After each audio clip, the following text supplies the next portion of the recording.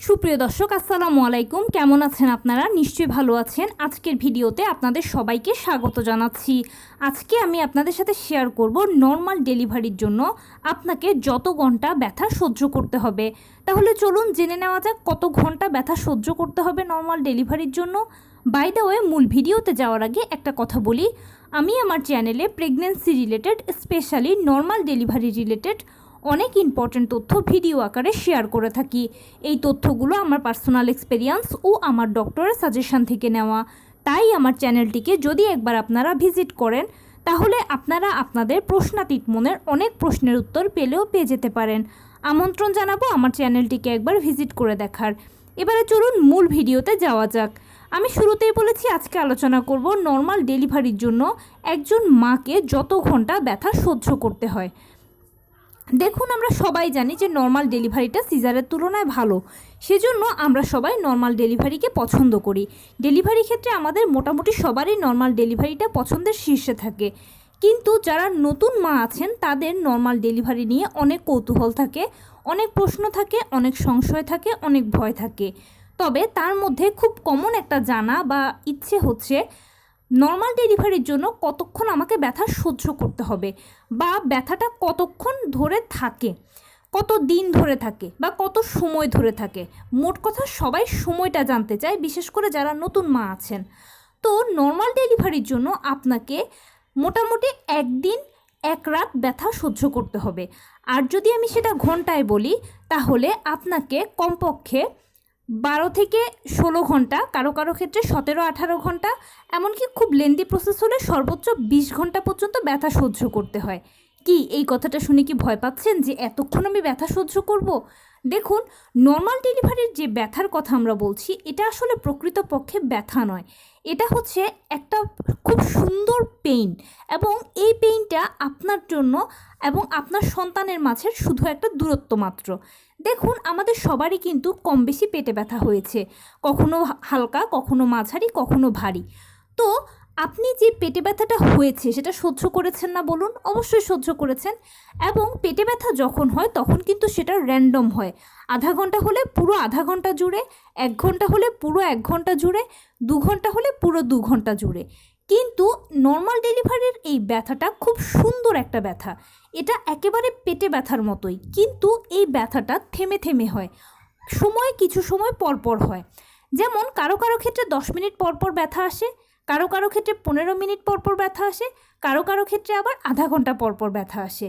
ধরুন আপনার 7টার সময় ব্যথাটা উঠেছে, 2-3 সেকেন্ড থাকবে বা কয়েক সেকেন্ড থাকবে। এই কয়েক সেকেন্ড শুধু একটু কষ্ট লাগবে, এরপরে আবার ব্যথাটা চলে যাবে। ব্যথাটা যখন চলে যাবে তখন আপনি একদম সুস্থ, একদম রিল্যাক্স, হাঁটা চলা, ওঠা বসা, খাওয়া দাওয়া, ফোনে কথা বলা, টিভি দেখা, এমনকি যদি কিছু কেনাকাটা করার থাকে সেটারও আপনি সুযোগ পাবেন। তাহলে বুঝুন ব্যথাটা কত সুন্দর, মিষ্টি। আবার 15 মিনিট পর পর হলে 15 মিনিট পরে ব্যথাটা আসবে, কয়েক সেকেন্ড থাকবে। কিংবা আধা ঘন্টা পর পর যদি হয়, তাহলে আবার আধা ঘন্টা পরে আপনার পেইনটা আসবে, কয়েক সেকেন্ড থাকবে। এভাবে করে আপনার ব্যথাটা চলতে থাকবে।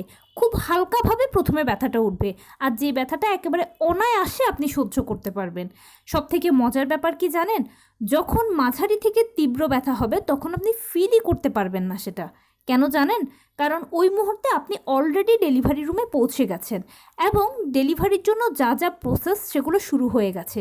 ডাক্তারদের যা যা আপনার থেকে হিস্ট্রি জানার কথা, বা আপনার ব্লাড গ্রুপ জানার কথা, বা যা জানার কথা, সব কিছু ডাক্তাররা ওই সময় আপনার থেকে জানবে। আপনাকে স্যালাইন দেওয়া হচ্ছে, ইঞ্জেকশন পুশ করা হচ্ছে, চেক আপ করা হচ্ছে।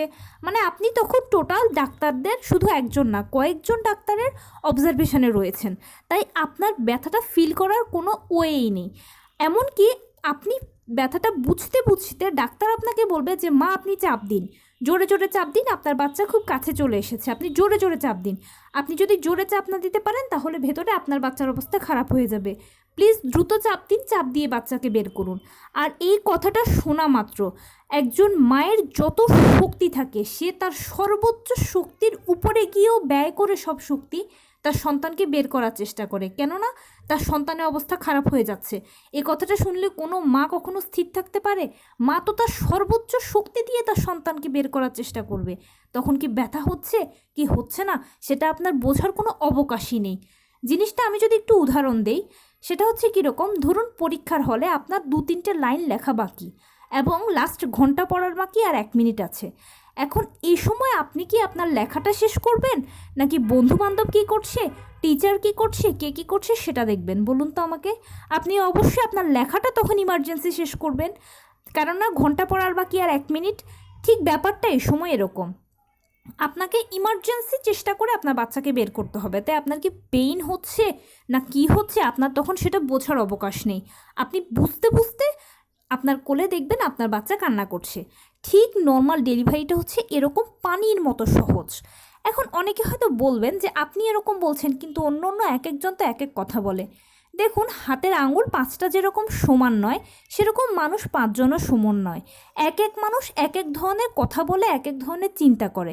কিছু কিছু মানুষ আছে যারা অরিজিনাল কথা বলে, কেউ কেউ আছে আবার কথাকে অতিরঞ্জিতও করে।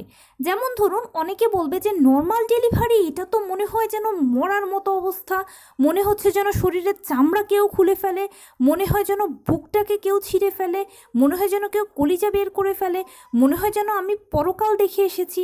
অনেকে এরকম অতিরঞ্জিত, অযাচিত, অহেতুক কথা বলে, স্বভাবজাত প্রবৃত্তি থেকে বলে। এটা আসলে এরকম মোটেই নয়। আপনি একটা কথা নিজের একটা কমন সেন্স দিয়ে চিন্তা করুন, যদি নর্মাল ডেলিভারির ব্যথাটা এরকম মরার মতো, কেয়ামতের মতো, চামড়া খোলার মতো, কলিজা ছিঁড়ার মতো অবস্থা হতো, তাহলে এই যে বংশ পরম্পরায় মানুষ, মা, নানি, দাদিরা বাচ্চা জন্ম দিয়ে এসেছেন নর্মালে, তারা কি পারতো বলুন?